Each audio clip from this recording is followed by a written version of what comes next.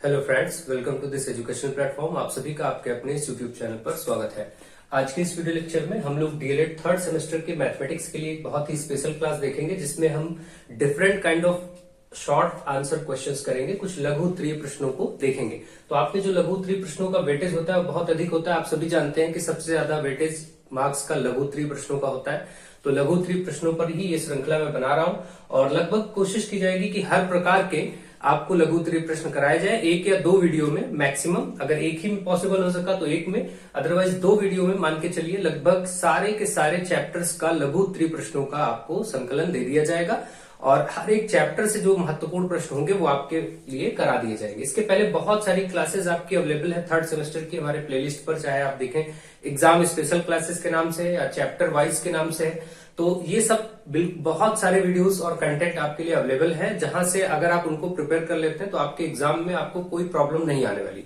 फिर भी उसके साथ मैं आपको अदर प्रैक्टिस करा रहा हूं और महत्वपूर्ण प्रश्नों को करवा रहा हूं। तो चलिए देखते हैं। आप लोगों को वीडियोस पसंद आए तो आप शेयर जरूर करें अपने फ्रेंड्स में, शेयर करना बिल्कुल न भूलें। देखिए यहाँ पर आपसे कहा गया यदि ए अनुपात बी, अगर इस प्रकार के प्रश्न आते हैं, ए अनुपात बी दिया है, देखिए ए अनुपात बी की वैल्यू है 5:7, ठीक है। और आपसे कहा गया है कि फिर इस तरीके का एक एक्सप्रेशन दिया जाए और इसका मान आपको ज्ञात करना हो। तो इसमें देखिए अगर मैं अनुपात की बात करता हूं तो आप अनुपात को सामान्यतया a/b भी कह सकते हैं। आप जानते हैं जैसे कभी ऐसा लिखा होता है 3/5 तो उसको आप 3:5 भी कहते हैं। तो अगर 3:5 लिखा हो तो 3/5 भी कह सकते हैं।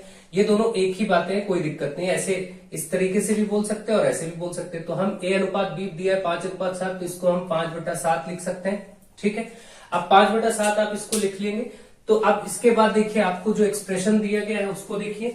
आपको जो एक्सप्रेशन दिया गया है फाइंड करना है वो है 3a 5b, यहां पर प्लस होगा, ये गलत हो गया है, यहां पर 3a + 5b होगा। 3a + 5b और बटे 5a - 2b, इसका आपको मान बताना है। तो इसका मान कैसे ज्ञात किया जाएगा ये आप देखिए, ठीक है। क्योंकि देखिए ये पहला पद है और अनुपात फिर ये दूसरा पद है, तो इनको हमने बटे में लिख लिया ऐसे, और इनका हमें मान बताना है। तो अब इसका मान कैसे आएगा, क्योंकि आपके पास a/b का मान है, ठीक है। a/b का मान है तो आप सिंपली इसको, जैसे आपको कभी कोई अनुपात दिया होता है कि मान लीजिए दो संख्याओं में अनुपात 2:3 है, तो आप मान लेते हैं कि माना पहली संख्या 2x और दूसरी संख्या 3x, ऐसे मान लेते हैं। तो वैसे भी यहां पर किया जा सकता है आराम से, ठीक है। तो उसको भी हम लोग कर सकते हैं। अब देखिए यहां पर हम चाहे तो a के सामने ये 5:7 है तो हम इसको ऐसा कहें कि a/b 5x/7x है। भाई इसको 5x और 7x मान लीजिए, ये वाला जो अनुपात है। तो यहां पर मान रख दीजिए। अब 3 गुणे, देखिए a की जगह आप रख देंगे 5x, ठीक है, प्लस 5 गुणे b की जगह रख देंगे 7x। ऐसे ही नीचे रख देंगे 5 गुणे a है, a की जगह 5x -2 गुणे b की जगह पर आप 7x रखेंगे। a की जगह ये रखेंगे, b की जगह ये रखेंगे, बस ऐसा कर लेंगे। तो ये हो जाएगा 15x प्लस 7×5 35x और बटे ये देखिए 25x - 7×2 14x। तो कितना हो गया, 35 और 15 50 हो जाएगा, ऊपर 50x, नीचे इसको माइनस करेंगे, 5 में से 4 जाएगा, 1 बचेगा, और ये आपका 2 में से 1 जाएगा, 1 बचेगा, मतलब 11x। तो ऊपर 50x नीचे 11x, x से x कट जाएगा तो 50/11। इसका मतलब जो आंसर आया वो 50:11 आया, ठीक है। एक तो ये विधि है। ऐसे प्रश्न को करने की बहुत ही आसान विधि है। जो अनुपात दिया है, आप जैसे हमेशा मानते हैं कि जैसे आयत की लंबाई और चौड़ाई में अनुपात 2:3 है, तो आप उसकी लंबाई को 2x और चौड़ाई को 3x ऐसे मान के और फिर यहां मान रख दीजिए, आंसर आ जाएगा, ठीक है।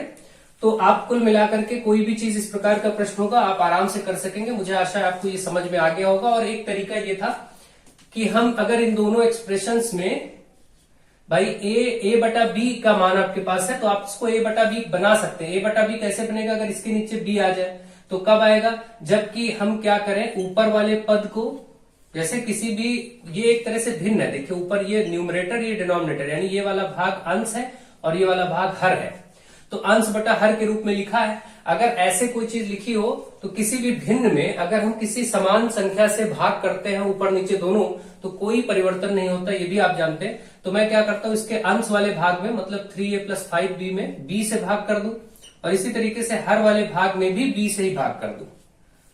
तो देखिए क्योंकि हमने ऊपर भी अंश में भी b से किया है और हर में भी b से भाग किया है, तो कोई फर्क नहीं पड़ेगा, लेकिन आप इसको परिवर्तित करके लिख सकते हैं। कैसे वो देखिए। तो ये हो जाएगा 3a बटा b, भाई a के नीचे भी b आ जाएगा और प्लस है ये 5b के नीचे भी ये वाला b आ जाएगा। ऊपर ऐसे हो गया, इस b को इसके साथ भी कर दिया गया और इसके साथ भी कर दिया गया, ऐसे इसको इसके साथ भी कर देते, इसके साथ भी कर देते। यहां हो जाएगा 5a बटा b माइनस 2b बटा b। अब देखिए b और b कट जाएगा, यहां भी b ऊपर भी b कट जाएगा, लेकिन ये वाला यहां देखिए a बटा b ऊपर भी, a बटा b नीचे भी। और क्योंकि a बटा b का मान हमारे पास है, उसको यहां पुट कर देंगे, रख देंगे।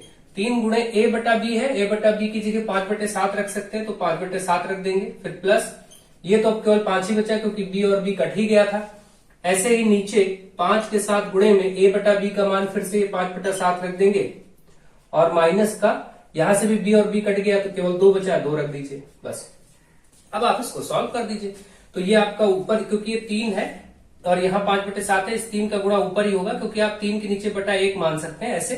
तो 3×5 15 ऊपर और 7 एकम 7, क्योंकि गुणा भिन्नों का ऊपर ऊपर और नीचे नीचे ही होता है।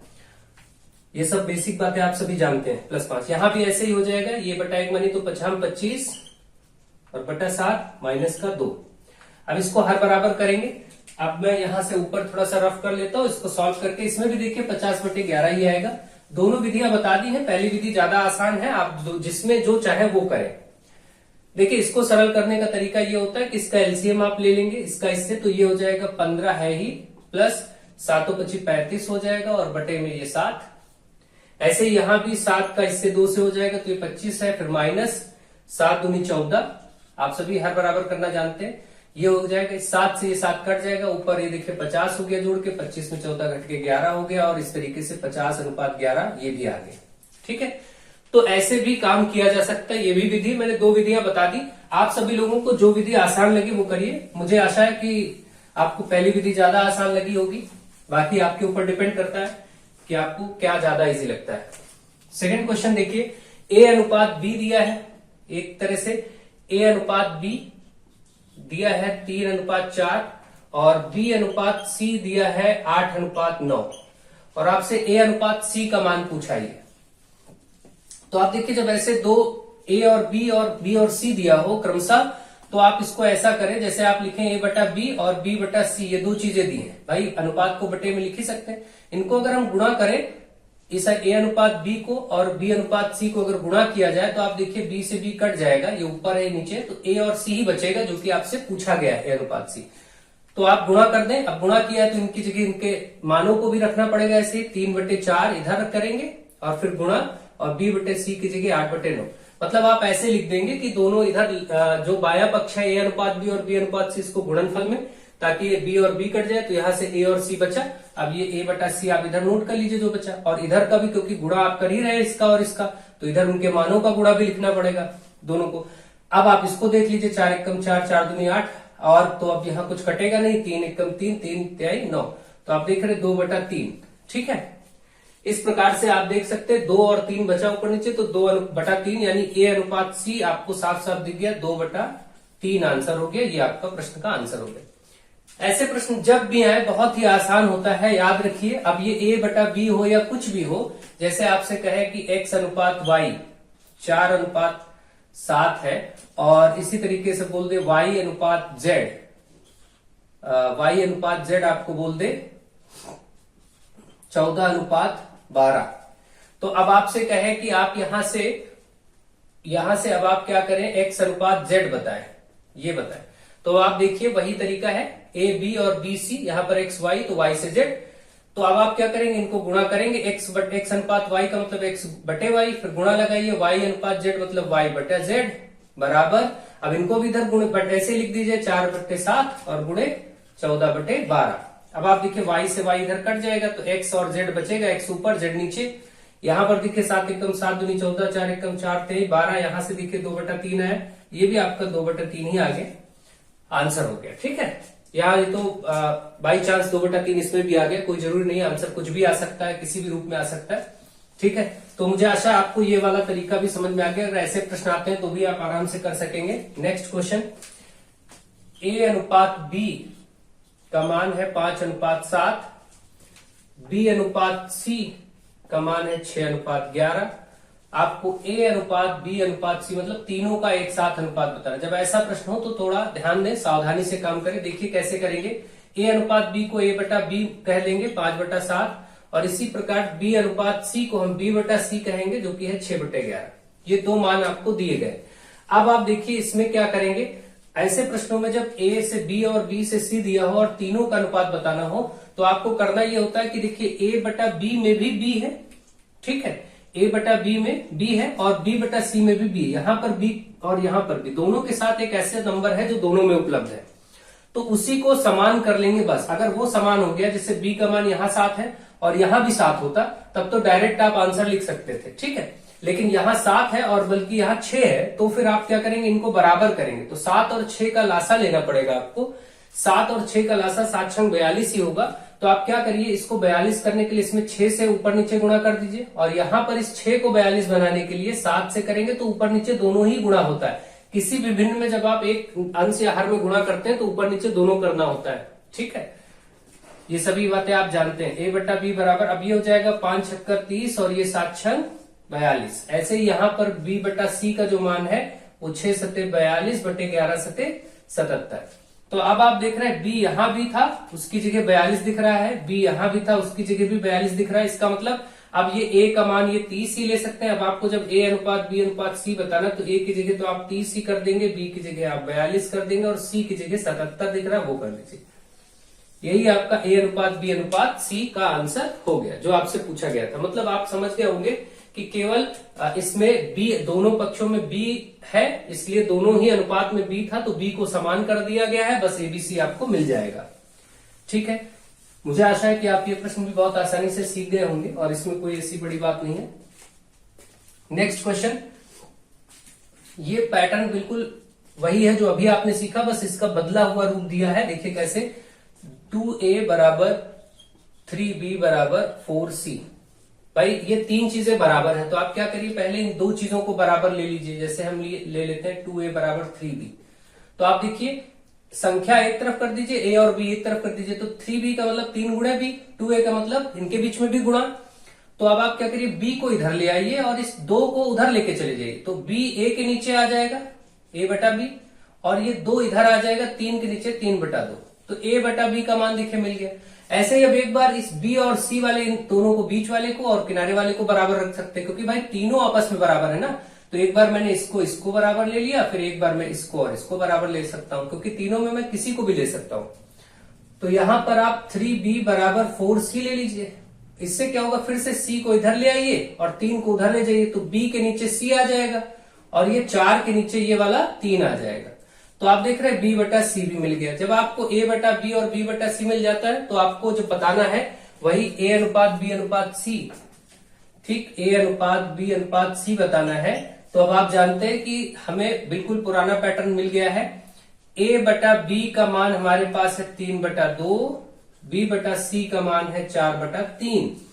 b यहां जितना है b यहां भी उतना ही करना होगा, तो दोनों तरफ b बराबर होना चाहिए। यहां 4 दिख रहा है, इसको 4 आसानी से बनाया जा सकता है। इसको 4 बनाने के लिए आप केवल 2 से गुणा कर दें, तो भिन्न में केवल जब आप 2 से हर में करेंगे तो अंश में भी करना पड़ेगा उसी संख्या से, ये नियम होता है। अब आप देखिए बस यहाँ तो 4 हो ही जाएगा, तो इसके साथ कुछ करने की जरूरत ही नहीं है। तो अब अपने आप देखिए ये बदल के क्या हो जाएगा, a बटे b का मान हो जाएगा 3 दूनी 6/4, और इधर b बटा c जो है वो तो 4/3 है। अब देखिए यहाँ भी b की जगह 4 और यहाँ भी b की जगह 4। इसका मतलब अब a अनुपात b अनुपात c 6:4:3 हो गया, क्योंकि a की जगह 6 दिख रहा है, b की जगह 4, यहाँ भी 4, यहाँ भी तो 4 ले लिया, और c की जगह 3 दिख रहा है। खत्म, ये आंसर हो गया। ऐसे प्रश्नों का अप्रोच इस प्रकार से किया जाएगा, ठीक है। तो मुझे आशा है आपको ये प्रश्न भी समझ में आ गया होगा। चलिए आगे बढ़ते हैं और आगे के क्वेश्चंस देखते हैं। नेक्स्ट क्वेश्चन है, इस तरीके से भी कई बार आपसे पूछा जा सकता है कि a का 15% बराबर b का 20%। ऐसे प्रश्न टेट सीटेट में भी बहुत पूछे जाते हैं। a का 15%, b का 20% हो तो a अनुपात b बताइए। तो देखिए ये सब बेसिक चीजें आपको हमेशा मालूम होनी चाहिए कि प्रतिशत और का ये सब लिखा होता है तो इसका क्या मतलब होता है। बॉडमॉस रूल आपको पता ही होता है, सब फर्स्ट सेमेस्टर में ही पढ़ा दिया जाता है। तो a और का की जगह गुणा लगाया जाता है। 15%, जिस संख्या के साथ प्रतिशत लिखा होता है उसके नीचे बटे में 100 लिख देते हैं। तो प्रतिशत हट जाता है। ऐसे ही यहाँ b फिर का कीजिए गुणा और 20% लिखा है तो 20 के नीचे बटे 100 लिख देंगे। ये इसका सरल करने का तरीका है। अब आप देखिए 100 यहां से डायरेक्ट काट दीजिए, अगर आपको पता हो, नहीं पता है तो आप ये समझिए कि ये 100 इधर बटे में है, उधर जाएगा गुणे में होगा। भाई ऐसे लिखेंगे ना, 1 गुणे 15, ये वाला जो 100 है ये बटे में, तो उधर पूरी संख्या जो है b गुणे 20 बटे 100, इसके साथ ये चीज उधर जाके गुणे में हो जाएगी, तब भी 100 से 100 कट ही जाएगा। चाहे आप उधर ले जाके काटिए या यहीं से आप चाहते तो काट सकते थे। ठीक है, तो अब आपका बचेगा a गुणे 15 और इधर बचेगा b गुणे 20। अब आपको a अनुपात b बताना था, तो b को इधर ले आइए, a इधर है ही, a के नीचे b को ले आइए और इस 15 को उधर भेज दीजिए, तो 20 के साथ 15 उधर बटे में आ जाएगा। यही a बटा b हो गया, लेकिन यहाँ पर कट रही संख्या तो काट दीजिए, 5 से 5 ते 15, 5 चौके 20। आप देख रहे हैं a बटा b बराबर 4 बटा 3 हो गया, तो इसका मतलब a अनुपात b, इसी बटे को अनुपात बोल सकते हैं, तो ये 4 अनुपात 3 आंसर हो गया। इस प्रकार से ऐसे प्रश्न को सरलता से किया जा सकता है। ठीक है, तो आप ये भी सीख गए होंगे। चलिए आगे बढ़ते हैं, और आप लोग वीडियोस को शेयर जरूर करिए अपने फ्रेंड्स में, ग्रुप में, कॉलेज के ग्रुप में, हर जगह भेजते रहिए जहां तक आप भेज सकें। अपना सपोर्ट बनाए रखिए। देखिए अगला क्वेश्चन है 12 और 30 का तृतीय अनुपात। देखिए ये सब चीजें मैंने आपको बेसिक में चैप्टर वाइज में बहुत अच्छे से पढ़ाया है। 12, 30 दिया है और तीसरा अनुपात, तृतीय मतलब थर्ड, तीसरा, तो तीसरा अनुपात हमें नहीं बताना है, तो हम उसको x मान लेते हैं। ठीक है, तो पहला तो ये तरीका है। और दूसरा पॉइंट उसने बोला है 9 और 25 के मध्य अनुपात, तो 9 और 25 का मध्य मतलब बीच में x मान लीजिए, मध्य में। फिर ये दोनों मैंने लिख लिए एक साथ साइड में। इधर तृतीय वाला लिखने का तरीका 12, 30 और तीसरे नंबर पे x मान लीजिए। मध्य अनुपात निकालने का तरीका 9 और 25 के मध्य में x मान लीजिए। फिर इनको करने का तरीका ये होता है, देखिए तृतीय अनुपात मध्य अनुपात निकालने का सिस्टम ये होता है कि ये सभी अनुपात कॉन्टिन्यूड प्रोपोर्शन में माने जाते हैं। कॉन्टिन्यूअस का मतलब ये होता है, इसको ऐसे लिख लीजिए। फिर ध्यान दीजिए कैसे, 12 से 30 और फिर 30 से ही x बराबर लगा के 30 से ही बटे x ऐसे लिख दीजिए। इसको भी करने का तरीका यही, 9 से x फिर बराबर x से ही 25 पे x बटा 25, बस ऐसे लिख दीजिए। अपने आप ये मान ज्ञात हो जाएंगे। यहां मैंने x माना था तो इसको मैं y मान लेता हूं, ज्यादा बेटर होगा, ताकि एक जैसा ना होने पाए और आपको आसानी रहे। तो इसको हम y लिख देते हैं, बस। ठीक है, अब आप देखिए बाद में जब ये निकल आएगा, भाई ये जो आपने माना है ये x, ये तृतीय अनुपात है। तृतीय अनुपात मतलब थर्ड प्रोपोर्शन, और ये जो y माना है ये मध्य अनुपात है। तो अब क्योंकि आपने ये दोनों मान लिए हैं और लिखने का तरीका भी मैंने आपको बता दिया, फिर जब ये निकल आएंगे तो इन्हीं का अनुपात बताना था। इसने कहा था इन दो संख्याओं का 12 और 30 का तृतीय अनुपात जो कि x मान लिया, और 9, 25 का मध्य अनुपात जो कि y मान लिए। ये दोनों निकल आए तो इनका भी अनुपात बताना है, तो इन दोनों को पहले निकालेंगे फिर अनुपात बता देंगे। तो आप ध्यान से फिर से समझ लीजिए, 12, 30 का थर्ड प्रोपोर्शन था तो 12, 30 लिखा, तीसरे नंबर पे x माना। 9 और 25 का मध्य अनुपात था, 9 और 25 के बीच में y को माना। फिर इसको लिखने का तरीका होता है कि ये सभी वितत अनुपात में होते हैं। एक वर्ड होता है हिंदी में वितता अनुपात, विततानुपाती होते हैं ये सभी। कौन? जब आपको तृतीय अनुपात निकालना हो, मध्य अनुपात निकालना हो, तो ये वितत अनुपात होते हैं। वितत का मतलब होता है कॉन्टिन्यूड प्रोपोर्शन, कॉन्टिन्यूड प्रोपोर्शन में होते हैं, इसलिए कॉन्टिन्यूटी में लिखा जाता है। कॉन्टिन्यूटी में कैसे लिखते हैं? 12 बटे 30 फिर 30 से ही x, तो 12 बटे 30 बराबर 30 बटे x। इसको भी कंटिन्यू में लिखेंगे तो 9 से y, 9 बटा y, फिर y से ही 25, y बटा 25। ये लिखने का तरीका है। अब देखिए ये आराम से कैलकुलेट हो जाएंगे। कैसे? जब ये दो अनुपात ऐसे हो जाते हैं तो फिर क्रॉस मल्टीप्लाई होता है, वज्र गुणन जिसको कहते हैं। तो 12 का x से गुणा हो जाएगा और 30 का 30 से होगा, तो x आप निकालेंगे, ये 12 गुणे में उधर जाएगा तो बटे में हो जाएगा, 30 गुणे 30 के साथ 12 बटे में हो जाएगा। x बराबर, अब आप इसको काट सकते हैं, ठीक है, तो आप इसको आराम से काटिए। 6 दूनी 12, 6 पंचे 30 और 2 से यहाँ 15, तो 15 बचे 75। x का मान आ गया 75। यहां से देखिए क्रॉस मल्टीप्लाई होगा तो 9 का 25 से और इधर y का y से, तो y का y मतलब y स्क्वायर हो जाएगा, तो ये y स्क्वायर हो जाएगा। और ये 9 गुणे 25 से आप गुणा करिए ना, क्योंकि दोनों संख्या आप देखिए गुणा करना चाहे तो गुणा कर सकते हैं, अदरवाइज कोई जरूरत नहीं है। देखिए क्यों? y जब आप निकालेंगे इधर वर्ग है तो इधर हो जाएगा वर्गमूल 9 गुणे 25 पर। अब 9 का वर्गमूल होता है 3 और 25 का होता है 5, तो 5 से 15 आ गया, तो गुणा करने की जरूरत नहीं थी क्योंकि दोनों संख्या पूर्ण वर्ग दिख रही थी, नहीं तो हम गुणा करते बाद में वर्गमूल निकाल लेते। ठीक है, तो x और y आ गया। अब इन्हीं का अनुपात बताना था, x अनुपात y, इसका मतलब हम 75 ऊपर और बटे 15, तो 15 एकम 15 बचे 75, तो 5/1 मतलब 5:1 इसका उत्तर हो गया जो इस प्रश्न की डिमांड थी। ठीक है, तृतीय अनुपात पहले था तो तृतीय अनुपात ऊपर रखेंगे जो 75 आया है, और पहले बोला था इसने तृतीय अनुपात और फिर मध्य अनुपात, तो मध्य अनुपात वाले भाग को नीचे रखा, दोनों को बटे करके सॉल्व कर दिया, अनुपात आ गया 5:1। तो इस प्रश्न का उत्तर आपने देखा 5:1 होगा। ठीक है, तो चलिए आगे बढ़ते हैं। मुझे आशा है आपको ये सब प्रश्न समझ में आ रहे हैं, और जिन लोगों को ये बेसिक समझने में दिक्कत हो रहा हो थर्ड प्रोपोजन अभी भी, वो सभी चैप्टर वाइज क्रम में प्लेलिस्ट को जाके अनुपात समानुपात चैप्टर देख ले, उनको कोई दिक्कत नहीं होगी। ठीक है, अभी के लिए अभी समय है, आप सब तैयारी करें ताकि आगे आपको एकदम से बर्डन ना पड़े। नेक्स्ट क्वेश्चन नंबर 7, इसमें कहा गया है 21, 38 और 55 और एक है 106, ये 4 संख्याएं हैं। कहा गया इसमें प्रत्येक पद में क्या घटाया जाए कि ये संख्या समानुपाती हो जाए। तो आप ऐसे प्रश्न में ये मान लेते हैं कि माना इन सभी से x घटा दिया जाए एक कोई संख्या, तो ये समानुपाती हो जाएंगे। तो अगर x घटा दिया जाए तो ये 21 था, 21 माइनस x लिख जाएगा, इसमें से भी x घटा दीजिए, ये हो जाएगा, इसमें से भी x घटा दीजिए और इसमें से भी x घटा दीजिए। अब चारों संख्या जो थी वो इस रूप में हो गई है ना। तो अब आपको बताया गया कि क्या घटाया जाए, तो आपने कहा मान लिया कि x घटाया जाए, तो ऐसे हो जाएगा ये। अब ये क्या घटाया जाए कि समानुपाती हो जाए। वर्ड देखिए समानुपाती, समानुपाती होने का मतलब कि इस संख्या ये जो है और बटे इन दोनों का अनुपात 38 माइनस 1 ये बराबर हो जाए इन दोनों के अनुपात के, तो इसको ऐसे समानुपाती में लिखा जाता है। इसको अपना लिख दिया गया, तो आपको ये समझ में आ गया होगा कि इसको कैसे लिखा गया। ठीक है, पहले दो संख्याओं का अनुपात और फिर बाद वाली दो संख्याओं का, इनको बराबर कर देंगे तो यही समानुपाती होता है। इसी को समानुपाती मतलब जो अनुपात समान हो, इसी में समानुपाती कहा जाता है। अब इनको सॉल्व करने का तरीका अभी आपने देखा कि क्रॉस मल्टीप्लाई किया जाता है, तो 21 माइनस एक्स का गुणा होगा 106 माइनस एक्स से, बराबर ये 55 माइनस एक्स का गुणा होगा 38 माइनस एक्स से। ये आपका, क्योंकि क्रॉस मल्टीप्लाई ऐसे ही होगा। अब आप देखिए इसको लिखेंगे तो इसका गुणा करने का तरीका, पहले 21 उठाएंगे, 21 से इन दोनों को गुणा करेंगे, तो 21 गुणे 106 और फिर माइनस है 21 का x से भी गुणा होगा तो 21x। फिर आप इस x को उठाएंगे फिर इन दोनों से करेंगे, ये तरीका होता है। पहले हमने 21 लिया, दोनों से किया, लिख दिया।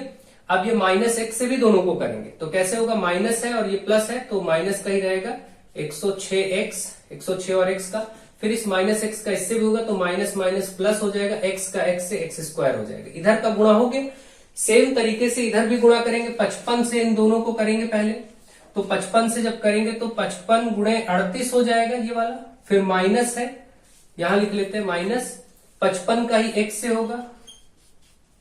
फिर अब आप x से इन दोनों को भी करेंगे, जब आप x से करेंगे तो फिर कैसे लिखेंगे, देखिए माइनस का 38x भाई x का इससे, फिर ये माइनस माइनस प्लस का x स्क्वायर, ये हो गया। दोनों पक्षों का जब गुणा हो जाता है तो जो कुछ कैंसिल होने वाला है उसको कैंसिल कर दीजिए।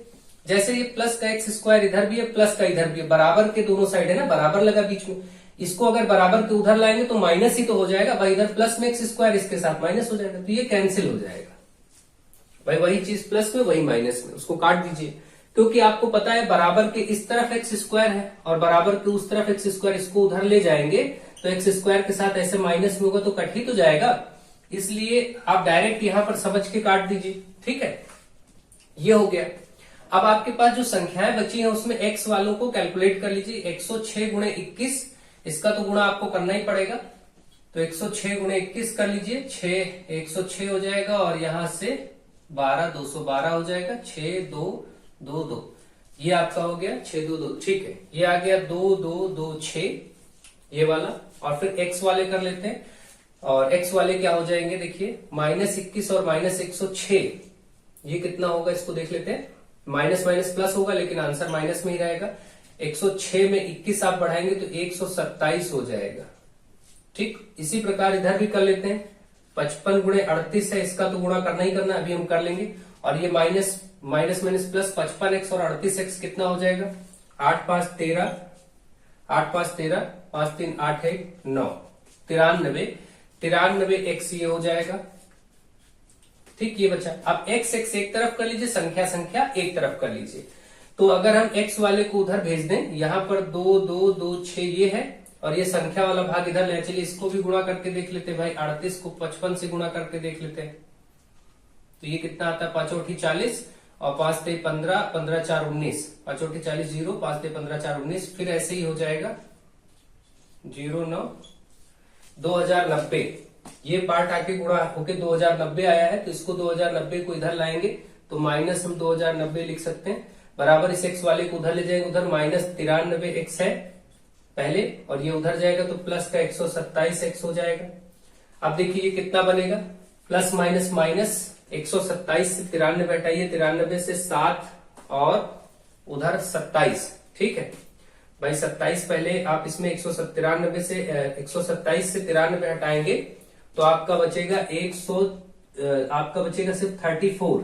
ठीक है भाई, 7 3 4 बचा, 12 से 34x, 34x, और इधर भी आप घटा लीजिए ये, तो इसको घटाएंगे 6 यहां से तो आपका 6 ही बचेगा, यहां से 12 में से 9 गया 3 बचा। ठीक है, ये आपका 6 बचा, 12 12 में से 9 गया 3 बचा, फिर 11, ये एक ही था, एक ही रहेगा, 126 हो जाएगा। एक बार यहाँ पर 2 2 2 6 देख लेते हैं ताकि गलती ना होने पाए।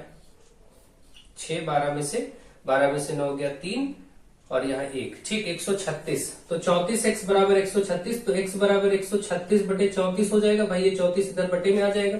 इसको देखिए कितनी बार में कट रहा है, आई थिंक 6 है तो 4 बार में जाना चाहिए, 4 चौक 16, 4, ठीक है 4 बार में पूरा कट रहा है। देखिए 34 से 4 बार में पूरा कट रहा है। आप चाहे तो 2 2 से करके भी काट सकते हैं आसानी से, नहीं तो 34 चौके 136 ही होगा। तो x का मान 4 आ गया।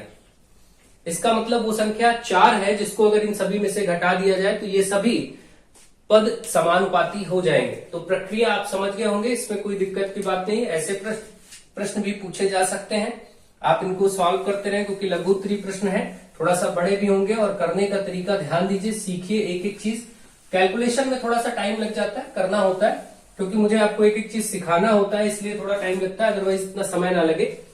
फिलहाल आप लोग प्रैक्टिस करें, अभ्यास करें, तो आप इसको बहुत बेहतर कर सकते हैं और बेहतर तरीके से सीख सकते हैं। चलिए आगे बढ़ते हैं और प्रश्नों को सॉल्व करते हैं। अब आपके सामने क्वेश्चन नंबर 8 है, देखिए इसको सॉल्व करते हैं। इसमें आपको कहा गया है 3 की घात 12 और गुणे 3 की घात 7 और भाग में है 3 की घात 25। देखिए जब भी आप भाग करते हैं, सबसे पहले भाग करेंगे तो 3 की घात 12 गुणे, जब आप भाग वाला पार्ट करेंगे तो घातें माइनस हो जाती हैं। ठीक है, घातें माइनस हो जाती हैं। तो अगर हम, आपको मालूम है ये इस तरीके से होता है कि अगर a की घात m है और a की घात n बटे करें यानी भाग करें, चाहे हम इसको ऐसा भी बोल सकते हैं a की घात m भागे a की घात n। भाग में दो संख्याओं को बटे में भी निरूपित कर सकते हैं। ये चीज होता है तो इसका हल होता है कि जब यहाँ पर a और a का मतलब ये कि यहाँ पर जो संख्याएं हो वो समान हो, जैसे यहाँ 5 हो तो यहाँ भी 5 हो, यहाँ 3 हो तो यहाँ भी 3 हो, मतलब कहने का मतलब संख्याएं a की जगह समान हो, उस पर घातें अलग अलग हो और उनको भाग करना हो तो वो संख्या लिख के उस पर घात को घटा देते हैं। जैसे अगर मैं आपसे कहूं 2 की घात 3 और बटे 2 की घात 2 करना है तो क्या आएगा उत्तर, आप 2 लिखेंगे और 3 में से ये वाला 2 घात वाला घटा देंगे तो 2 पर 1 ही आ जाएगा, मतलब 2 ही आ जाएगा। इस प्रकार से आप इसको सरल कर सकते हैं। ये रूल होते हैं, सब रूल मैंने आपको बहुत अच्छे से सिखाए हैं। तो यहां भी आप देखेंगे तो 3 पर 7 है और ये 25, तो ये 25 घट जाएगा। अब ये 3 पर 12 गुणे 25 में 7 जाएगा तो आप देखें यहां पर 18 आएगा, 18 7 25, लेकिन माइनस का, क्योंकि ये बड़ी संख्या के आगे माइनस था तो माइनस का आएगा। अब ये दो संख्याएं गुणे में है, जब कोई दो संख्याएं ऐसे गुणे में होती हैं और संख्याएं समान होती, जैसे यहाँ भी 3 यहाँ भी 3, तो उन पर जो घातें होती वो घातें जुड़ जाती हैं। जैसे मैं कहूं 3 पर 2 और गुणे 3 पर 4 है तो आप इसको गुणा करेंगे तो 3 लिख के इन घातों को जोड़ देंगे, मतलब 3 पर घात 6 हो जाएगा। तो इसी तरीके से ये 3 लिख के और ये आप जोड़ देंगे। ठीक है, तो जब आप ये जोड़ेंगे तो 3 पर आएगा प्लस 12 और माइनस 18, भाई माइनस था जोड़ेंगे तो, लेकिन क्योंकि माइनस है इसलिए प्लस माइनस माइनस हो जाएगा, तो ये 3 पर माइनस 6 आ जाएगा। और जब कभी कोई संख्या इस तरीके से हो a पर माइनस है तो उसको 1 बटे में जैसे लिखेंगे वो प्लस हो जाएगी। मतलब अगर कहूं 2 पर माइनस 5 है तो आप इसको 1 बटे 2 पर 5 नीचे लिख के प्लस कर सकते हैं। तो इसको भी आप चाहे तो 1 बटे 3 की घात 6 कह सकते हो और ये आपका उत्तर हो जाएगा। ठीक है, चाहे ये उत्तर बोलिए या फिर ये उत्तर बोलिए, एक तरीका ये था।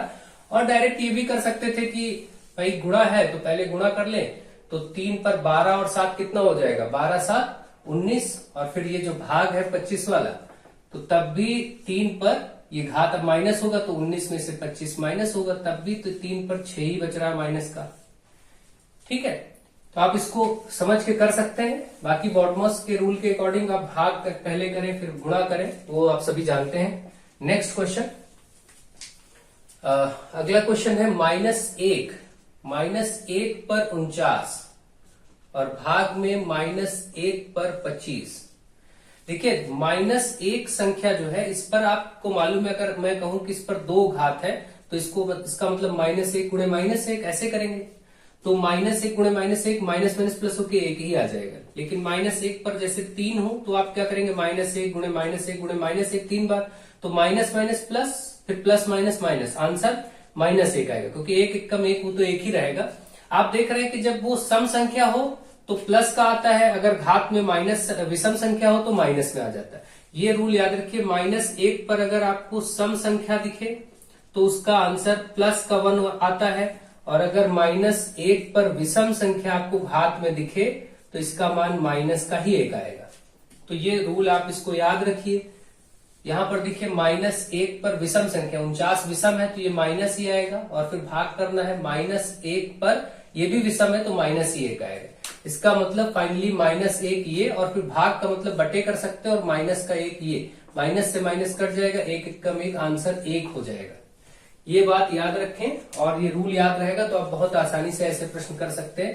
जैसे मैं आपसे कहूं -1 पर 237 और आपको गुणा करना है -1 पर 568, इतना ही पहले सॉल्व कर लीजिए।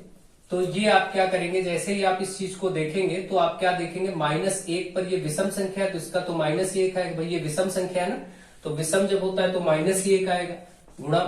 गुणा लगाइए, -1 पर ये सम संख्या है, तो जब सम संख्या होगा तो +1 आएगा, तो इसका मतलब 1 ही, और गुणा करेंगे तो 1 1 कम 1, लेकिन ये माइनस का, ये प्लस का, तो प्लस माइनस माइनस, तो -1 उत्तर आ जाएगा। ऐसे प्रश्न कई बार आपको दिए जा सकते हैं, तब आप उसको सरलता से सॉल्व कर लेंगे। ठीक है, तो अगर आपको रूल पता है तो आप बहुत आसानी से इसको सॉल्व कर ले जाएंगे। चलिए नेक्स्ट क्वेश्चन नंबर 10 देखते हैं। क्वेश्चन नंबर 10 में आपसे कहा गया 4/9 पर घात 3, 4/9 पर घात 4, फिर भाग का निशान है 4/9 पर घात 5। ठीक है, तो अब उन्हीं नियमों का प्रयोग करते हैं हम लोग, जैसा कि अभी करके आए थे। तो अगर आप इसको देखें तो दो संख्याएं गुणा हो रही हैं, तो 4/9 पर गुणा होगा तो 4 3 7 हो जाएगा, भाई 3 और 4 जुड़ जाएगा। अभी मैंने कहा दो संख्याएं गुणा हो तो उन पर घातें जुड़ जाती हैं। तो आप अगर देखें तो ये अगर इन दोनों को देखें 4/9 तो 3 + 4 हो जाएगा, मतलब 7 हो जाएगा। तो आप इसीलिए ये घातें जुड़ जाएंगी, तो यहाँ पर 7 बोल सकते हैं, इनकी घातें जुड़ गई। फिर भाग में 4/9 है, ऐसे रहने दीजिए, जो लिखा है उसको लिख दीजिए। अभी आपका 4/9 पर भाग है, जब भाग होता है एक ही घाते में बटे एक ही घाते में, तो घातें माइनस हो जाती है ना, तो ये वाली घातें माइनस हो जाएंगी। 4/9 पर 7 - 5, तो फाइनली आंसर 4/9 पर बचा 2। 4/9 पर कितना बचा, 2 बचा, 7 में से 5 जाएगा। और अब ये आप आराम से 4 का वर्ग 16 और 9 का वर्ग 81, तो आप देख रहे हैं 16/81 आंसर आ जाएगा इसका। यही आपका उत्तर हो गया। ठीक है, तो मुझे आशा आपको ये प्रश्न समझ में आ गया होगा। ऐसे प्रश्न आप बहुत आराम से कर लेंगे अगर आपको ये बेसिक नियम सभी याद है। और जिन लोगों को इन नियमों में प्रॉब्लम हो वो लोग चैप्टर वाइज क्रम में जाकर के प्लेलिस्ट में पढ़े हुए एक एक पॉइंट डिटेल में समझाया गया है, उसको आप वहां से सीख लीजिए। नेक्स्ट क्वेश्चन यहां पर है 3/7। देखिए आपको जो चैप्टर वाइज प्लेलिस्ट बना दी गई हर एक सेमेस्टर के लिए, वो आप सब अपने साथियों से भी बताएं और खुद भी जाने कि वो जो आपको हमने चैप्टर वाइज कोर्स पढ़ाया है वो हमेशा के लिए है, लाइफ टाइम। वो जब भी आप पढ़ेंगे या आपके साथी पढ़ेंगे, आपके जूनियर पढ़ेंगे, तो वो उनके लिए जब तक ये सिलेबस यही रहता है तब तक आपके लिए कोई भी प्रॉब्लम की बात नहीं है। आपको वो हमेशा उतना ही काम आएगा, आपके एग्जाम में उतना ही बेनिफिट देगा, और हर बार आपको उस एग्जाम में वहां से क्वेश्चंस मिलेंगे, उन पैटर्न पर प्रश्न मिलेंगे, आप आसानी से सरल कर सकेंगे। इसीलिए मैंने हर एक कोर्स को ऐसे डिजाइन किया है कि आपको लाइफ टाइम उसका लाभ मिलता रहे, आपके आने वाले साथियों को भी मिले, आपको भी मिले, और आप लोग उसको खूब शेयर करें, लोगों को बताएं। किसी भी एग्जाम की आप तैयारी कर रहे हैं, अगर गवर्नमेंट एग्जाम की, तो वहां भी आपको ये चैप्टर्स के बेसिक, जिनकी मैथमेटिक्स वीक है वो बहुत अच्छे से प्रिपेयर कर सकते हैं। और जिनकी मैथमेटिक्स अच्छी है, एवरेज है या बहुत अच्छी है, वो लोग आगे के जो उस कोर्स को मैं स्पेशली पढ़ाता हूं, जैसे टेट, सीटेट, सुपर टेट है तो उसका अलग से पढ़ाया है, वहां पर सीखें। तो आप लोगों के लिए बहुत ही प्रॉपर वे में मैंने आपको स्टडी मटेरियल प्रोवाइड करने की कोशिश की है। आप लोग अपना सहयोग बनाएं, लोगों को ये इन्फॉर्मेशन दें, अपने फ्रेंड सर्कल में बताएं, ताकि लोग इस बात को जाने और ये बात आगे बढ़े। ठीक है, 3/7 पर घात 2 और गुणे, यहां पर फिर 7/3 है और माइनस का 4 है और फिर भाग का निशान 3/7 पर फिर ये 4। अब आप देखिए, जब आप इन दोनों को सरल कर रहे होंगे, उससे पहले प्रॉब्लम ये है, यहां पर तो 3/7 है और गुणा यहां पर 7/3 है। तो ऐसे में तो नियम होता है, नियम ये है कि अगर वो संख्या है उस पर कोई घात है और गुणा करे, वही संख्या होनी चाहिए और उस पर कोई अलग घात हो, तब ये गुणा करने पर घातें जुड़ जाती। लेकिन यहां तो प्रॉब्लम हो गई, ये अलग है और ये अलग है, ये 3/7 है, 7/3। तो यहां पर एक और बात, आपको खास बात नोटिस हो रही है, घात माइनस में। तो आपको एक रूल और पढ़ाया मैंने कि अगर कोई संख्या है उस पर माइनस में पावर है, कुछ भी, जैसे 3 है और माइनस में 2 लिखा है इस पर, तो आप इसको 1/, में जैसे लिखेंगे वो प्लस हो जाएगा। यानी जब 1/, में उसको कन्वर्ट करते हैं तो इसका चिन्ह बदल जाता है, माइनस है तो प्लस हो जाएगा। तो इसको आप ऐसे लिख सकते हैं, 1 की घात m प्लस हो जाएगा। तो आप इसको जैसे देखिए, यहां पर थोड़ा सा परिवर्तन करना पड़ेगा। आप इसको 3/7 को, ये, हाँ, एक ये रूल हो गया और एक रूल आप ये भी देख लीजिए, कंबाइंड रूल। ये सारे बेसिक रूल्स हैं, इनको आपको मालूम होना चाहिए। यहां पर आप खास बात देखिए, एक रूल मैंने आपको और पढ़ाया था, a/b अगर है और उस पर घात माइनस है, मतलब कोई संख्या भिन्न में है, यहां कुछ लिखा, यहां कुछ लिखा और उस पर घात माइनस है, तो आप अगर इसको पलट देंगे, मतलब b/a कर देंगे अंदर वाले को, तो ये घात भी बदल जाएगी, घात का चिन्ह बदल जाएगा। जैसे मैं कहूं कि 2/3 लिखा है और यहां पर माइनस का 3 लिखा है, आप अगर इसको 3/2 लिख देंगे, इसको पलट देंगे अगर, तो ये तुरंत ही घात जो है वो प्लस हो जाएगी। ठीक, तो इसी तरीके से रूल में हम यहां पर अप्लाई कर देंगे इस जगह पर। तो हम इसको जैसे 3/7 कहेंगे, इसकी घात जो -4 है वो प्लस हो जाएगी और यहाँ की घात तो 2 है ही, और फिर भाग में 3/7 की घात 4। अब बिल्कुल ये ऐसा ही प्रश्न हो गया, देखिए बिल्कुल, जब यहाँ समान जो भी आपने किया, बस इसी प्रकार से इसको हल कर दीजिए। अब आप देखिए इन दोनों को हल कर सकते हैं, 3/7 पर घातें जुड़ जाएंगी, 4 और 2 6 हो जाएगा जुड़ करके, भाई ये और ये जुड़ जाएगा, 4 2 6, और फिर भाग में 3/7 पर घात है 4। अब आप देखें, दो चीजें भाग में है तो घातें घट जाती हैं, समान संख्या है, 3/7 यहां भी, 3/7 यहां भी, और बीच में डिवाइड है, तो ये जो घातें हैं 6 और 4 ये घट जाएंगे। यानी 3/7 पर इस समय जो बचेगा वो 2 बचेगा, 6 में से 4 जाएगा। तो इसको वर्क कर सकते, 3 3 9 और 7 7 49, 9/49 इस प्रश्न का उत्तर हो जाएगा। और मुझे आशा है कि आपको ये बात बिल्कुल समझ में आ गई होगी। तो इन सब चीजों का विशेष ध्यान रखें, और नियमों को अगर आपने अच्छे से समझ लिया तो प्रश्न कैसा भी होगा आप उसको कर जरूर लेंगे और आपको कोई दिक्कत नहीं होगी। तो मुझे आशा है आपको ये बहुत बेहतर तरीके से समझ में आ गया होगा। नेक्स्ट, किस वार्षिक साधारण ब्याज की दर से 20 वर्षों में किसी धन का मिश्र धन 4 गुना हो जाए। देखिए, जब भी प्रश्न ब्याज का है और आपको अगर उसमें अगर आपको चक्रवृद्धि ब्याज वर्ड इस्तेमाल नहीं किया गया तो आप उसको साधारण ब्याज ही मान के सॉल्व करेंगे। ठीक है, जब वो चक्रवृद्धि ब्याज का कोई ऐसा टर्म इस्तेमाल करेंगे तभी आप चक्रवृद्धि वाले नियम लगाएंगे। अभी के लिए फिलहाल तो यहाँ साधारण ब्याज बोल भी दिया है, अगर नहीं भी बोलता है किसी प्रश्न में तो भी आप साधारण ब्याज मानेंगे। जैसे दूसरे प्रश्न में साधारण ब्याज नहीं बोला गया है, फिर भी आप इसको साधारण ब्याज से करेंगे, क्योंकि जब भी वो चक्रवृद्धि ब्याज से संबंधित प्रश्न होगा तो उसमें चक्रवृद्धि ब्याज मेंशन किया जाएगा, दिया जाएगा। चलिए देखते हैं, किस वर्ष वार्षिक साधारण ब्याज की दर से आपको, यानी इस प्रश्न को पढ़ते ही पता चल रहा है, किस वार्षिक साधारण ब्याज की दर से, इसका मतलब दर जो आर होता है यही ज्ञात नहीं है। तो इसका मतलब सबसे पहले तो नोट कर लीजिए, दर जिसको हम आर से लिखते हैं ये ज्ञात नहीं, तो क्वेश्चन मार्क कर लेंगे, यही बताना है। समय आपको 20 वर्ष दिया है, तो समय आपका टी होता है साधारण ब्याज में, वो 20 वर्ष दिया है, ये सब पहले नोट कर लेते हैं। किसी धन का, धन भी नहीं पता, मतलब जो मूलधन है वो भी नहीं पता, धन मतलब मूलधन, वो पता नहीं है, तो मूलधन को हम पी मान लेते हैं। किसी धन का मिश्र धन जो है वो 4 गुना हो जाएगा, यानी इस धन का जो मिश्र धन अब आने वाला है, यानी अमाउंट, वो 4 गुना, ये पी है तो ये 4p हो जाएगा, मतलब इसका 4 गुना हो जाएगा मिश्र धन।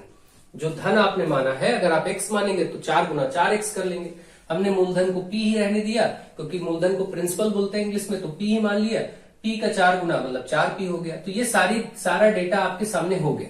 अब आप साधारण ब्याज का सूत्र लगा दीजिए, सारा काम हो जाएगा। लेकिन उससे पहले एक चीज और ध्यान रखें, साधारण ब्याज का एक सामान्य सा सूत्र होता है, साधारण ब्याज बराबर मिश्रधन माइनस मूलधन। मिश्रधन में मूलधन माइनस किया जाता है तो ब्याज मिल जाता है। क्यों? मान लीजिए आपने किसी से 100 रुपए लिया और उसको 120 रुपए चुकाए, तो ये मूलधन है और ये मिश्रधन है।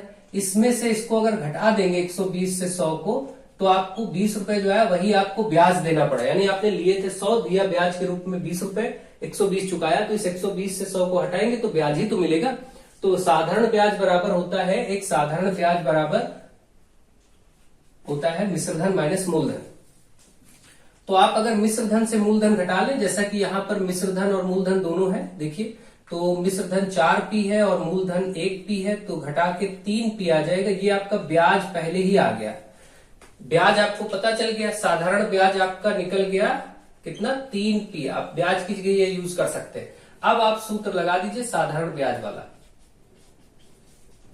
साधारण ब्याज बराबर मूलधन P गुणे R गुणे T बटे 100, सभी जानते हैं। मूलधन गुणे दर गुणे समय बटे 100, हिंदी में भी लिख सकते हैं जैसा आपका मन हो। ये होता है सूत्र, मूलधन गुणे दर गुणे समय बटे 100।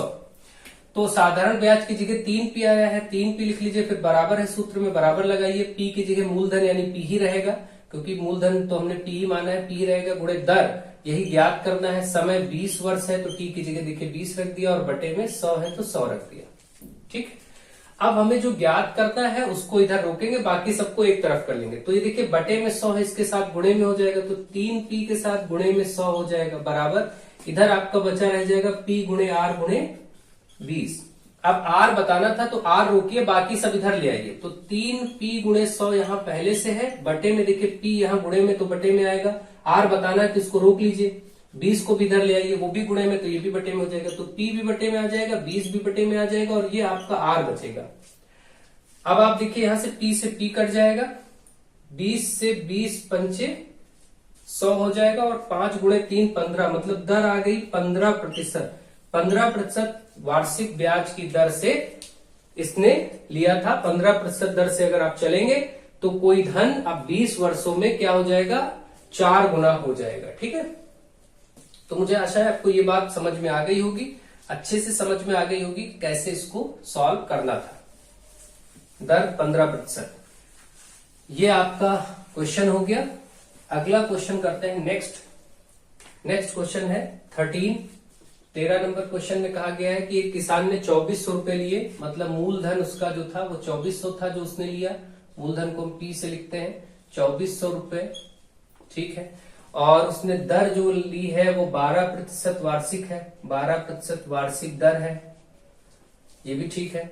और किधर से उधार लिया, और समय जो है वो 2.5 वर्ष का है। 2 सही 1/2, तो जो समय आपका इसमें यूज हुआ है T से प्रदर्शित करते हैं वो 2.5 वर्ष, या फिर आप इसको 5/2 कह सकते हैं। सरल करना आता है, 2 दूनी 4 1 5, भाई इसको इससे गुणा करते हैं और ये जोड़ देते हैं, तो 5/2 वर्ष भी हम कह सकते हैं, या सीधे सीधे 2.5 इसको हम 2.5 वर्ष भी कह सकते हैं। अब ये आपकी मर्जी, जो आप चाहे यूज करें। फिर इसके बाद बोला गया है, उसके बाद उसने जब चुकाया है तो उसने 1200 रुपए दिया है और प्लस एक गाय, इतना देके चुकाना पड़ा। तो ये तो बात की बात है, पहले हम ये पता कर ले कि ये सब कंडीशन में उसको कितने रुपए देने पड़ेंगे। अभी गाय वाय अगर ना सोचें कि गाय दिया कि बकरी दिया, इसमें कुछ भी हो जाता है, ऐसा कुछ भी दे दिया जाएगा कि कोई सामान दे दिया, मान लीजिए कुछ थोड़ा कोई भी चीज दे दी, कभी गाय कभी भैंस कभी बकरी, या किसान के पास यही सब चीजें होंगी, तो उसको क्या होगा, या कुछ 2 बोरी 4 बोरी अनाज दे दिया, तो ऐसा कुछ भी हो सकता है। तो वो सब बात की बात है, पहले हम ये देख लें कि 2400 रुपए उसने जो लिए हैं 2.5 वर्ष में उसको देना कितना पड़ेगा। पहले ये मिश्र धन पता कर लें भाई। मिश्र धन इसका मतलब अमाउंट पता करना, मिश्र धन यानी अमाउंट। ये पता चले कि उसको चुकाना कितना पड़ेगा, तो पहले हम ब्याज निकालें। साधारण ब्याज कितना आएगा वो देखते हैं भाई। ब्याज देखते हैं इसको कितना देना पड़ेगा किसान को। तो 2400 रुपए लिए, साधारण ब्याज का सूत्र होता है प्रिंसिपल P गुणे R गुणे T, मूलधन गुणे दर गुणे समय बटे 100, ये होता है सूत्र। इससे ब्याज का पता लगाएंगे, तो मूलधन है 2400 रुपए लिया, 12% दर से लिया, समय 2.5 वर्ष, 2.5 या 5/2 जो चाहे वो रखें, और बटे में 100। 100 से ये 100 कट जाएगा 2 जीरो का, और इसके बाद आप इसको आराम से सॉल्व कर सकते हैं। ठीक है, जैसे 24 गुणे 12 गुणे 2.5। देखिए अगर हम इसको 2.5 न लिखते, 5/2 लिखते तो बड़ा आसानी से सरल हो जाता। इस 2.5 की जगह 5/2 भी अगर आप लिख दें, देखिए जैसे हम इसकी जगह 5/2 लिख दें तो गुणा थोड़ा कम हो जाएगा। कैसे? 2 से ये कट जाएगा 12, फिर देखिए 12 गुणे और ये 12 पंचे 60, फिर ये आ जाएगा 720 रुपए। भाई 12×72। तो आप ये अपनी सुविधा के अनुसार करिए, नहीं तो इसको गुणा भी करना कोई बड़ी बात नहीं थी, आप गुणा कर ही लेते। ये हो गया। और ऐसे भी कर सकते हैं कि 12 और 2.5, इसको 2.5 मान लें तो 12 को डबल करेंगे 24, फिर उसमें 12 और कर लेंगे, 6 और कर लेंगे, 12 का आधा, तो 24 से 30 हो जाएगा, 30 गुणे 24 करके आप जैसी अप्रोच चाहे गुणा करके आएगा 720। यानी आपको ये पता चल गया कि उस किसान को 720 रुपए ब्याज भी देना पड़ेगा। तो उसको मिश्र धन पहले कितना देना है ये देखिए। उसको आदमी को, किसान को, जो उसने पैसे उधार लिए हैं 2400 रुपए तो इसने लिए थे, और इसमें प्लस ये वाला ब्याज बढ़ा के देना पड़ेगा। तो जरा जोड़िए कितने रुपए हो गए। देखा जाए रुपए जोड़े अगर तो 0, 2, 7 4 11 और 2 1 3, 3120 रुपए देने पड़ेंगे। अगर वो रुपए ही चुकाता तो 2.5 वर्ष बाद वो किसान जो उसने 2400 रुपए लिए थे, उस 2400 की जगह 3120 रुपए दे देता तो उसका उधार चुकता हो जाता। लेकिन उसके पास पैसे नहीं थे तो उसने क्या किया, 1200 रुपए दिया और प्लस गाय दे दिया। तो 1200 पहले इसमें से हटा दे तो गाय की कीमत पता चल जाएगी। भाई इतना देना था, इसमें से उसने 1200 रुपए दिया, 2120 में उसने 1200 रुपए दे दिया है, तो बाकी जो बचा होगा वही गाय की कीमत होगी। सिंपल सी बात है भाई, 1200 देने के बाद गाय दिया है ना, तो गाय की जो कीमत होगी वो होगी, ये जितना देना था उसमें से पहले जो पैसे दिए वो हटा दीजिए, बाकी गाय की कीमत हो जाएगी। तो इसमें से आप हटाएंगे जब, तो ये बचेगा 0 और ये 2 यहां पर, भाई ये 0 ये 2 और ये 11 में से 2 गया 9 और ये 1, 1920 रुपए। इसका मतलब जो गाय की कीमत है वो 1920 रुपए है। अब इसमें कोई भी प्रश्न हो इस तरीके का, आप समझ सकते हैं कि उसको ऐसे ही अप्रोच करके सॉल्व करना होगा। मुझे आशा है कि आपको ये सारे प्रश्न समझ में आ गए होंगे डिटेल में। अब आगे बढ़ते हैं और प्रश्नों को, आगे के चैप्टर्स देखते हैं। अब आप साधारण ब्याज तक आपका इंपॉर्टेंट क्वेश्चंस ले लिए गए हैं। आगे बढ़ते हुए और क्रम देखते हैं। बाकी आप सब लोग बाकी के सभी प्रश्न प्लेलिस्ट में अभी से देखते रहे, मेहनत करें, ताकि जब एग्जाम आए तो इकट्ठे बोझ न बने और आपको प्रॉब्लम ना हो। तो अभी से आप लोग मेहनत करें, एग्जाम की तैयारी करें और अपनी जो भी समस्या हो वो कमेंट के माध्यम से बताते रहें। टेलीग्राम चैनल को ज्वाइन कर लें और व्हाट्सएप पे मुझे ज्वाइन कर सकते हैं, तो आपको जो भी समस्या होगी उसका समाधान किया जाएगा। ठीक है, तो चलिए देखते हैं और आगे बढ़ते हैं। आगे कुछ कार्य और प्रश्नों के माध्यम से करते हैं।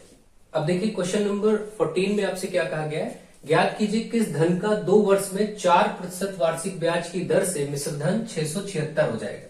तो यहाँ देखिए आपको चक्रवृद्धि ब्याज वर्ड दे दिया गया है, यानी अब आपको कंपाउंड इंटरेस्ट का ही ये सवाल है। तो पहले तो आप लिख लीजिए क्या क्या दिया है। जैसे कि पहले ही बोला गया ज्ञात कीजिए किस धन का, मतलब मूलधन ही पता नहीं है, तो यानी कि आप ये पहले ही लिख लेंगे कि मूलधन, जिसको हम P से लिखते हैं सूत्र में, ये ज्ञात नहीं है, क्वेश्चन मार्क। 2 वर्ष में, यहां पर चक्रवृद्धि ब्याज में जो समय आप लेते हैं उसको N से लिखते हैं सूत्र में, वो 2 वर्ष है। और दर 4% है तो दर को हम R से लिखते हैं, जिसको हम 4% बोल देंगे। और मिश्र धन, इसके बाद आपका मिश्र धन बता दिया कि जिसको अमाउंट A से लिखा जाता है वो 676 रुपए।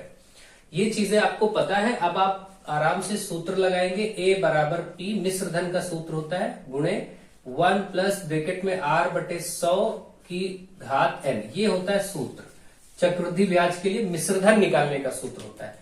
तो अब यहां से मिश्र धन निकालेंगे। P की जगह मूलधन ज्ञात नहीं है, मिश्र धन की जगह 676 पता है, तो इधर 676 रख देंगे, फिर बराबर है, बराबर लगाएंगे, फिर P और फिर गुणा, और ब्रैकेट में ये 1 प्लस R, R का मतलब 4%, 4 रखिए बटे में 100, और घात में समय N है तो N 2 वर्ष है, यहाँ 2 रख देंगे, ऐसे मान रख देंगे। फिर आप देखिए 676 इधर रहेगा और इधर P गुणे, इसको सरल करें, 4 को और 100 से काटेंगे तो 25 आएगा, फिर 25 से कम 25 से 26 हो जाएगा, 26/25 की घात 2। भाई जब ये 1/25 हो गया कटने के बाद, तो इस 25 को इससे करते हैं, 25 से कम 25 और फिर ये जोड़ दिया जाता है, तो 25 एकम 25 और 1 26, 26/25 हो गया और बाहर घात 2 था वो हो गया। अब आप इसको देख रहे हैं 676 बराबर P गुणे, इसको आप लिख सकते हैं 26 गुणे 26 और बटे 25 गुणे 25। इसको बस एक तरफ कर लीजिए, P निकालना है तो इनको इधर लाना पड़ेगा। तो भाई 676 ये है ही, ये 25 गुणे 25 इधर आएगा इसके साथ गुणे में, क्योंकि ये बटे में तो इसके साथ गुणे में हो जाएगा। 25 गुणे 25 का मतलब 625 हो जाएगा। भाई ये 25 गुणे 25 आप सभी जानते हैं 625, और उस 625 को इधर ले आइए इसके साथ तो गुणे में हो गया। और बटे में ये जो 26 गुणे 26 है ये इधर नीचे आ जाएगा, क्योंकि ये ऊपर गुणे में है तो नीचे आ जाएगा इसके। तो 26 गुणे 26, 26 गुणे 26 होता ही 676 है। आप गुणा करके देखेंगे 26 को 26 से तो 676 मिलेगा, यानी इसकी जगह हम 676 ही लिख देते हैं और ये 676 से ये कट गया। तो आप देखिए यहाँ पर जो P आ गया वो 625 रुपए आ गया, यानी जो प्रिंसिपल है वो 625 रुपए था। यही आपको ज्ञात करना था किस धनराशि का 2 वर्ष में 4% से 676 हो जाएगा, तो 625 रुपए आंसर हो जाएगा, 625 रुपए। ठीक है, तो आप ये चीज समझ गए होंगे कैसे इसको करना था। ये प्रश्न बस केवल सूत्र आपको सही से पता हो और उसका प्रयोग पता हो, और जिनको इसमें डाउट हो वो लोग ये चैप्टर मैंने पढ़ा रखा है वो चैप्टर देख सकते हैं। अगला क्वेश्चन नंबर 15, एक गांव की जनसंख्या प्रति वर्ष, ये भी प्रश्न इसी सूत्र से हल होता है। जब जनसंख्या बढ़ रही है या किसी भी कंपनी में किसी स्कूटर, बाइक का, कार का प्रोडक्शन बढ़ रहा है या घट रहा है, ऐसे प्रश्न जब आते हैं तो ऐसे ही इसी सूत्र का प्रयोग करते हैं। कैसे करेंगे देखिए, एक गांव की जनसंख्या प्रति वर्ष 5% की दर से, इसका मतलब दर दिया हुआ है 5%। ठीक है, ये लिख लेते हैं। वार्षिक की दर से कम हो रही यदि गांव की वर्तमान जनसंख्या, देखिए जब यहां पर कम हो रही होती है, यहां पर दो चीजें होती हैं।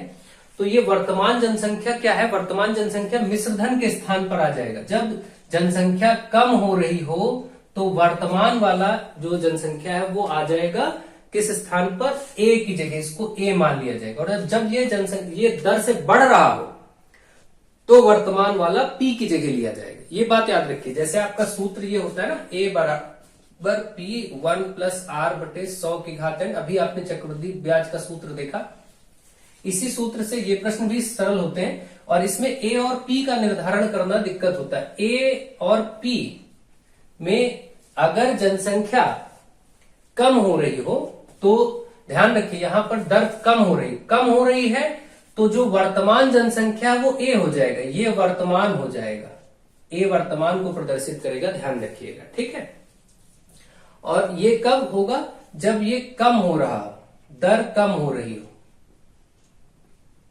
अगर बढ़ेगा तो यही इसका विपरीत हो जाएगा। तो अब आप इसको समझ चुके हैं। तो यहां पर देखिए ए के स्थान पर हम रख देंगे 3610 और पी आपको यानी याद करना है, वो कब याद करना है, 2 वर्ष पूर्व।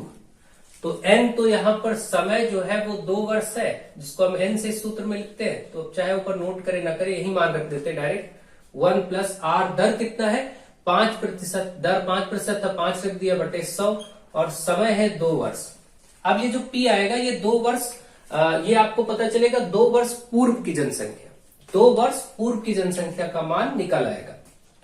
तो अब 3610 बराबर P गुणे, इसको 5 एकम 5 20 2500, फिर वैसे ही 20 एकम 20 1 21, 21/20 हो जाएगा ये, और बाहर 2 है।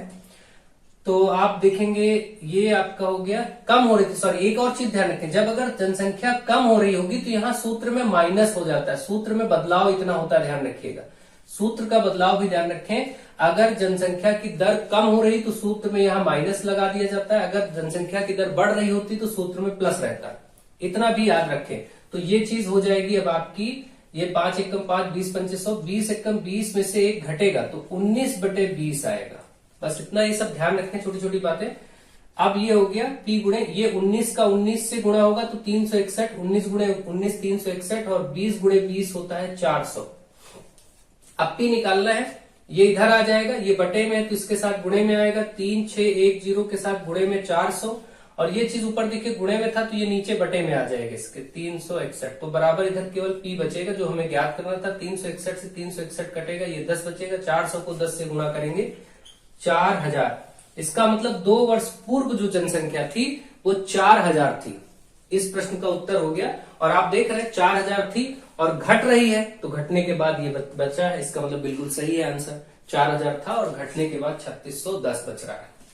ठीक है, तो ये चीजें आपको बहुत अच्छे से समझनी है और इनका अभ्यास करना है, बहुत ही आवश्यक बातें हैं, इनको ध्यान दें। नेक्स्ट क्वेश्चन है आपका बैंकिंग चैप्टर का, बैंक ड्राफ्ट अथवा डिमांड ड्राफ्ट, ये दोनों एक ही बातें हैं। बैंक ड्राफ्ट या डिमांड ड्राफ्ट किसको कहते हैं, इसको आपको लिखना है। तो आप खुद ही समझिए, बैंक ड्राफ्ट आप लोग बनवाए होंगे कई बार, आप कॉलेज में जमा करने के लिए कई बार कॉलेज वाले बैंक ड्राफ्ट मांगते हैं, डिमांड ड्राफ्ट जिसको कहते हैं डीडी बोलते हैं, डिमांड ड्राफ्ट या डीडी कहते हैं। तो ये सब बैंक में आप जाकर के बनवाते हैं। तो बैंक ड्राफ्ट का नाम दें या डिमांड ड्राफ्ट कहें, जिसको हम डीडी बोलते हैं, एक ही बात है। ये क्या होता है, इसमें आपको बस ये लिखना है कि ये किसी भी बैंक के माध्यम से एक निर्गत किया हुआ एक आदेश पत्र होता है, जिसके अंतर्गत एक जो कोई व्यक्ति होता है वो कुछ धनराशि दे करके एक बैंक से ड्राफ्ट लेता है, अपने ही निजी बैंक से लेगा, और उसी वो बैंक जैसे सपोज कोई बैंक ऑफ बड़ौदा है या पीएनबी है, तो पीएनबी या एसबीआई अपने ही ब्रांच के नाम एक ड्राफ्ट दे देगा दूसरे पीएनबी ब्रांच के लिए। ये एक ब्रांच है, दूसरी। मान लीजिए आपने लखनऊ से ड्राफ्ट बनवाया और आगे आपने इसको बनवाया इलाहाबाद प्रयागराज के लिए या कहीं भी, तो आपने प्रयागराज के लिए बनवाया, तो ये बैंक यहाँ के इस बैंक के लिए आपको ड्राफ्ट दे देगा। और आप किसी भी संस्था में, प्रयागराज में किसी कॉलेज में या कहीं आपको वो ड्राफ्ट जमा करना, तो उस कॉलेज के नाम बनाया, तो इस बैंक ने अपने लखनऊ से प्रयागराज के लिए एक ड्राफ्ट दे दिया, प्रयागराज वाली संस्था को आपको ड्राफ्ट भेज देंगे, वो संस्था इस बैंक के पास जाएगी और उसको अपना ड्राफ्ट देगी, वो ड्राफ्ट उसके अकाउंट में दे दिया जाएगा, उसके धनराशि को चुका दिया जाएगा, मिल जाएगी। इस प्रकार से धनराशि एक स्थान से दूसरे स्थान पर स्थानांतरित करने का एक माध्यम है बैंक ड्राफ्ट। यानी जैसे मनी ऑर्डर किया जाता है पोस्ट ऑफिस में, आप देखते हैं डाकखानों में मनी ऑर्डर होता है, इसी तरीके से बैंकों में डिमांड ड्राफ्ट होता है। वो डिमांड ड्राफ्ट के माध्यम से एक बैंक से कुछ निश्चित धनराशि, और इस पर बैंक कुछ परसेंट कुछ कमीशन भी लेती है। जैसे आपको ड्राफ्ट बनवाना है 10,000 रुपए का, तो वो 400, 500 रुपए, 200 रुपए जो उसका रूल होगा उतना आपसे एक्स्ट्रा लेगा और आपको 10,000 रुपए का एक पत्र दे देगा। वो पत्र आप जिस भी संस्था के नाम दे रहे हैं वहां जमा कर देंगे, संस्था अपने उसी ब्रांच में जाके जमा करके अपने अकाउंट में उसको ले लेगी। तो ये सिस्टम होता है बैंक ड्राफ्ट। तो ये सब आप लिख लेंगे आराम से। नेक्स्ट वाहक चेक, वाहक चेक या बियरर चेक जिसको कहते हैं। वाहक चेक, ये साफ ही समझ में आ रहा है कि जो जिसका चेक है, जिसका अकाउंट है, वो आदमी बियरर जो खुद ही चेक धारक है, वो जाएगा और अपने चेक के माध्यम से एक धनराशि को बैंक से निकाल सकता है। तो वाहक चेक ये होता है। दूसरा रेखांकित चेक। रेखांकित चेक ये है कि आप किसी संस्था या किसी व्यक्ति या किसी कंपनी के नाम एक चेक बनाएंगे, उस चेक में किनारे दो समांतर रेखाएं ऐसे बना दी जाएंगी, और इस तरीके का चेक जिसमें तिरछी रेखाएं, दो समांतर तिरछी रेखाएं कॉर्नर पे बना दी जाती हैं, और उस चेक में जो भी धनराशि जिस कंपनी या जिस व्यक्ति के नाम आप भरेंगे वो उसको बैंक से मिल जाएगी उसके खाते में। ये हमेशा अकाउंट पे ही होता है। जैसे यहाँ लिख भी दिया जाता है कई बार A/C, ऐसे अकाउंट पे ही ऐसे भी लिख दिया जाता है, या सीधे केवल लाइन ही बना देंगे तब भी वो पैसा अकाउंट में ही जाएगा, किसी को डायरेक्ट हैंड टू हैंड नहीं मिलेगा सीधे। यानी कि आपने किसी भी व्यक्ति के नाम रेखांकित चेक बनाया और दो रेखाएं ऐसी डाल दी और उसमें एक अकाउंट पे लिख दिया, उसका अकाउंट यहाँ सब मेंशन कर दिया जाएगा, तो वो बैंक के माध्यम से अपने अकाउंट में पैसा ले सकता है। मतलब रेखांकित चेक एक प्रकार की ऐसी चेक है जिसमें कोई भी संस्था, कोई कंपनी या किसी व्यक्ति को उसके खाते में वो धनराशि प्रदान की जाएगी। ठीक है, जिसपे दो तिरछी रेखाएं बना होना आवश्यक है। ये बातें आप लिख देंगे, हो गया आपका ये भी। तो इस तरीके के प्रश्न आ जाते हैं कई बार लिखने के लिए, और ये सब आप इसको जानते भी हैं, समझते भी हैं और करते भी रहते हैं। नेक्स्ट क्वेश्चन नंबर 17, 4 की घात -2 बराबर 1/16। इसको लघुगणक रूप में लिखना है। तो जब भी किसी भी संख्या को लघुगणक रूप में लिखना होता है तो तरीका ये होता है, ऐसे घात में कोई संख्या लिखी हो, जैसे अगर आपको लिखा हो सपोज 6 की घात 3 बराबर 216, तो आप क्या करेंगे, लॉग लिखेंगे और ये जो 6 है इसको ऐसे नीचे थोड़ा सा लिख देंगे और 216 को इसके सामने ले आएंगे इधर, और 3 को बराबर में उधर पहुंचा देंगे। जो ये घात वाली संख्या ये इधर पहुंच जाती और ये वाली संख्या इसके सामने आ जाती। बस ये लघुगणक रूप हो जाता है।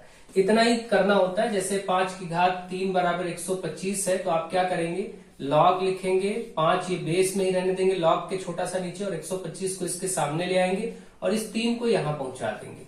ठीक है, इसी तरीके से अगर 4 की घात 2 बराबर 16 है तो लॉग में लिखना है, 4 लिखेंगे, लॉग लिखेंगे, 4 इसके नीचे छोटा सा लिखेंगे, 16 सामने आ जाएगा, 2 इधर पहुंचा दिया जाएगा। बस ये लॉग रूप हो जाता है। बहुत ही आसान होता है, कोई कठिन बात नहीं है, इसीलिए एक एक प्रश्न दोनों प्रकार का लिया है। तो आप इसको देखिए। अब इसमें क्या होगा, यहाँ पर log लिखा जाएगा, ये -2 है, सॉरी ये 4 है तो 4 यही रहेगा, ये वाला 1/16 इसके सामने आ जाएगा और बराबर में ये जो घात में -2 है ये इधर पहुंच जाएगा। बस घात वाली संख्या इधर पहुंच जाती है और ये वाली सामने आ जाती है, जैसे कि आप देख रहे हैं। बस ये लघुगणक रूप हो गया। कोई बहुत ही आसान बात है, कोई टफ बात नहीं है, आसानी से आप इसको देख सकते हैं, समझ सकते हैं और कर सकते हैं। अगला क्वेश्चन है, लॉग में दिया है आपकी बार, लॉग का बेस 10 है और यहाँ 0.001 है बराबर 3 और ये कहा गया है कि आप इसको घात रूप में लिखिए। तो जब आपको ये घात रूप में लिखना है तो कोई दिक्कत की बात नहीं है, बहुत ही आसान है। ये इसको ऐसे लिखेंगे 10 और 10 पर ये वाला जो है ये घात में आ जाएगा। यहाँ पर -3 होना चाहिए था, आई थिंक ये गलत हो गया थोड़ा सा, -3 होना चाहिए था, तो ये -3 हो जाएगा बराबर इस चीज को उधर पहुंचा दीजिए 0.001। ठीक है, ये इस प्रकार से आपको करना रहेगा। ठीक है, तो मुझे आशा है आप इसको अच्छे से समझ गए होंगे। यहाँ पर -3 कर लीजिए। अब मान लीजिए मैं और भी 1-2 प्रश्न दे देता हूं। जैसे लॉग में लिखा है आपका, लॉग में लिखा है यहाँ पर 27 और यहाँ 3 और बराबर में 3। तो अब आप क्या करेंगे, इसको अगर घात रूप में लिखना है तो आप ये करेंगे, ये जो संख्या है ये ऐसे ही रखेंगे, ये वाली 3, और इस पर इधर वाली संख्या को घात में लिख देंगे और बराबर में यहाँ वाली संख्या को इधर पहुंचा देंगे 27। ये आंसर हो। और आप जानते भी 3 की घात 3 बराबर 27 होता है। ऐसे ही अगर 2 की घात 4 बराबर 16 है, इसको आपको लघुगणक रूप में लिखना है तो पहले लॉग लिखिए, ये 2 ऐसे ही रखिए, 16 को सामने लाइए, 4 को इधर पहुंचा दीजिए, बस ये हो गया। अगर ये ऐसा दिया होता और इससे घात में बनाना होता तो ये 2 नीचे है ऐसे ही रखिए, इधर वाली संख्या को इस पे घात पे लाइए और इस 16 को इधर पहुंचा दीजिए, यानी 2 की घात 4 बराबर 16।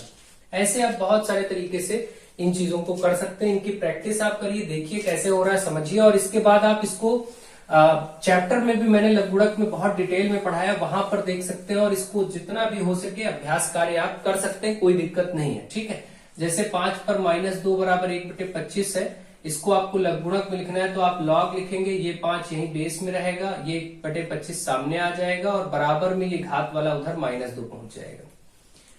ठीक विपरीत अगर ऐसा दिया हो और इसको घात रूप में, भाई ये लघुगणक दिया है, घात रूप में लिखना हो तो अब आप क्या करेंगे, यहाँ की संख्या पहले उठाएंगे 5 और इधर की संख्या को घात पे ले आएंगे -2 और ये जो लिखा हुआ है इसको इधर राइट साइड पहुंचा देंगे 1/25। तो बस इतना आपको करना होता है, जैसे भी रूप में दिया हो। मुझे आशा है कि आप बहुत अच्छे से इन सारी चीजों को सीख चुके हैं, समझ चुके होंगे और अब आपका आधे से ज्यादा चैप्टर्स के सभी लघु उत्तरीय प्रश्न आपके हो चुके हैं। लघुगणक चैप्टर तक शायद 8 या 9 चैप्टर हो चुके हैं। बाकी के जो आधी बुक बची हुई है चैप्टर्स, उनके क्वेश्चंस को मैं अगले पार्ट में आपको एक साथ बता दूंगा। तो 2 पार्ट में सभी प्रकार के लघु उत्तरीय प्रश्न हर एक चैप्टर के हो जाएंगे। और अगर आपको ये सीरीज पसंद आ रही है, आपको फायदा मिल रहा है, समझ आ रहा है, तो आप शेयर जरूर करें वीडियोस को लगातार, और कमेंट के माध्यम से बाकी बात आपकी कोई हो तो आप मुझ तक पहुंचा सकते हैं या मेरे व्हाट्सएप नंबर पे जुड़ सकते हैं 9918296179। तो इसी के साथ इस वीडियो को मैं एंड करता हूं और आप लोग अच्छे से पढ़ते रहिए, खूब प्रैक्टिस करिए, मेहनत करिए, सीखिए, आगे बढ़िए और वीडियोस को शेयर करिए। So thank you to all of you.